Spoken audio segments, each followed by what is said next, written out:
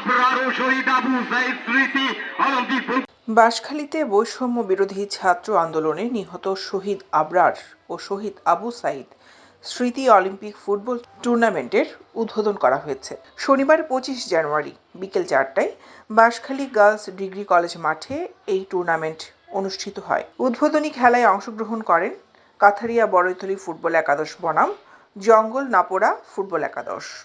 Banshkhali girls degree কলেজের অধ্যক্ষ জমির উদ্দিন চৌধুরীর সভাপতিত্বে অনুষ্ঠানে প্রধান অতিথি হিসেবে উপস্থিত ছিলেন কাথারিয়া ইউনিয়ন পরিষদের সাবেক চেয়ারম্যান আলহাজ শাহজাহান চৌধুরী। বিশেষ অতিথি হিসেবে উপস্থিত ছিলেন বাঁশখালী উপজেলা ক্রীড়া সংস্থার সাবেক সাধারণ সম্পাদক বিধান ভট্টাচার্য, বাঁশখালী গার্লস ডিগ্রি কলেজের প্রভাষক জসিম উদ্দিন, অ্যাডভোকেট মোহাম্মদ মিজান, বাঁশখালী প্রেস ক্লাবের সভাপতি শাফকাত হোসাইন চাটগামি, সাধারণ সম্পাদক আব্দুল মতলব কালু, সহ-সভাপতি শাহ মোহাম্মদ শফিউল্লাহ, দফতর সম্পাদক মোহাম্মদ এরশাদ, টুর্নামেন্ট পরিচালনা কমিটির আহ্বায়ক মোহাম্মদ শফিক। দৈনিক আজাদী নিউজ ডেস্ক।